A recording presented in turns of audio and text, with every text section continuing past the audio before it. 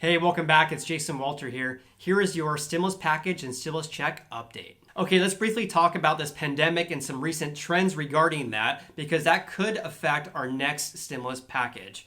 So for example, according to the Center for Disease Control, or the CDC, in the United States, we have reached over 2 million cases of COVID-19. There's also been over 110,000 deaths in the United States. So right now we're seeing a spike in cases across some states, while some states are doing well. They don't really know why this is.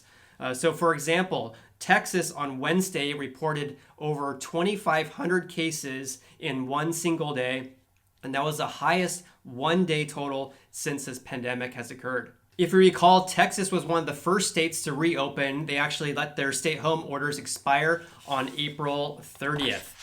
Arizona, on the other hand, they had one of the highest spikes in cases ever since the end of May, as you can see on this chart here. This is from the Johns Hopkins University website. However, other states are doing well. So for example, Massachusetts, for example, as you can see in this graph, cases have decreased dramatically since the end of April. The Federal Reserve also issued a press release just a few days ago, and they stated the following. They said the ongoing public health crisis will weigh heavily on economic activity, employment, and inflation in the near term, and poses considerable risks to the economic outlook over the medium term. So they stated also in this press release that the federal funds rate is going to be at or near 0%. So right now the federal funds rate is 0%, and they're saying that it's going to be extended through 2022. I don't want you to confuse the federal funds rate with mortgage rates. So because the federal funds rate is 0%, that does not mean that your mortgage rate is going to be 0%, for example. But the 0% federal funds rate, how does that affect you? So for example, if you have a credit card, you carry a balance, or you want to get an auto loan, or if you have a savings account, that does affect you. This is the federal funds rate. So for example, a low federal funds rate is good if you want to get an auto loan. The auto loan rates will be lower because of the federal funds rate is lower, or if you carry a balance on your credit card. However, it'll be bad if you have a savings account. So your savings account is tied to this rate, so having a 0% federal funds rate is obviously going to equate to a lower interest rate on your savings account. Federal Chairman Jerome Powell stated the following, and he said, "We're not thinking about raising rates. What we're thinking about is providing support for the economy. We think this is going to take some time." They also predict that the GDP, or the gross domestic product, is going to shrink 6.5% in 2020. However, in 2021, they expect to show a 5% gain, followed by a 3.5% gain in 2022. Both are well above the economy's long-term trend. For unemployment, the Fed predicts that the unemployment rate is going to decrease to 9.3% by the end of this year. It also decreased further to 6.5% in 2021, and then in 2022, they predict the unemployment rate to be 5.5%. To give you some context, before this pandemic hit, our unemployment rate in the United States was 3.5% in February 2020. Right now, they predict our unemployment rate is around 13%. So they're saying that by the end of this year, we're going to decrease that to 9.3%.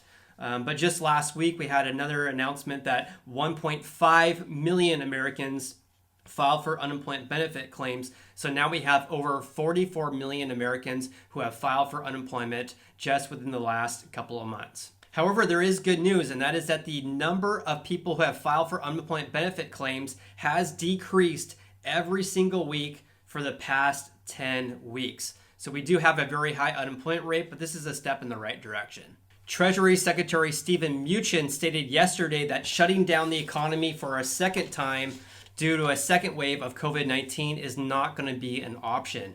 He said the following: "We can't shut down the economy again. I think we've learned that if you shut down the economy, you're going to create more damage." All right, let me share a press release that was issued by the IRS, and then I'm going to be talking about the next stimulus package and the timing regarding that. So according to the IRS, 159 million economic impact payments were processed as of June 3rd.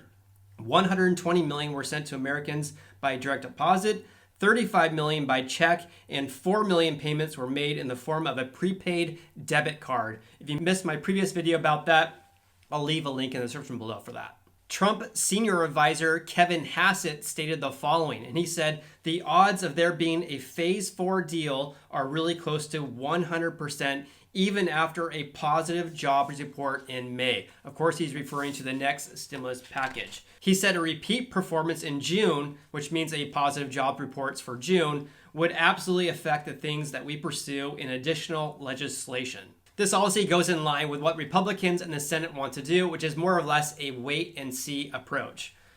So when Hassett was asked about whether another stimulus package is going to be passed, he said the odds of there being a phase 4 deal are really close to 100%. Notice he didn't mention anything about a stimulus check. I do have some bad news to share, and that's regarding the timing of the next stimulus package. So it's been reported that we're not going to hear back until the end of July, and that is for 2 reasons. They want to have the June jobs report in hand in order to make an educated decision about what the next stimulus package is going to be. In addition, they're going to want to wait until after their 2-week July 4th recess. I did some research for you guys because I want to give you a more clear understanding about when we should expect to hear from the Senate. So for example, on the US Senate's website, they posted a tentative schedule for 2020. So they're saying that they're going to have a recess from July 3rd to July 17th, and then again from August 10th to September 7th for the Labor Day holiday. They're going to be in session for about 3 weeks in between. In addition, I also searched on the U.S. Bureau of Labor Statistics website, and they have posted there that the June jobs report will be released on July 2nd at 8:30 a.m. Eastern Standard Time. Therefore, when the Senate gets back from recess for the week of July 20th, they'll have the June jobs report in hand to figure out what the unemployment rate was in June. It's going to be really interesting to see how the Senate responds in July. So obvious factors are going to be any changes to COVID-19 cases, as well as the June jobs report.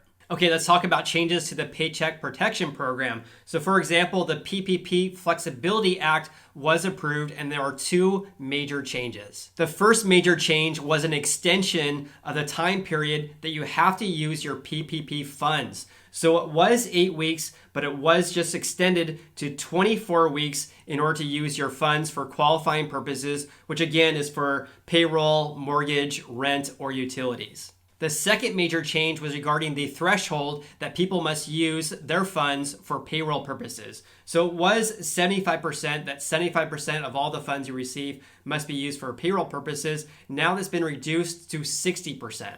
This is really going to benefit those businesses who have not been opened yet. So for example, nightclubs and gyms, for example. This act is also going to modify the PPP loan forgiveness application, which I think is a really good step in the right direction, because right now that application is 11 pages long and it's very confusing. Please subscribe and I'll keep you updated with new developments. Also, if you like this video, please hit the like button. I greatly appreciate that. I also post videos about how this pandemic is affecting our real estate market. So that's something you're interested in, I invite you to subscribe. You also can follow me on Instagram. I'm Sacramento Realtor. I hope you have an awesome day and look forward to seeing you on the next video.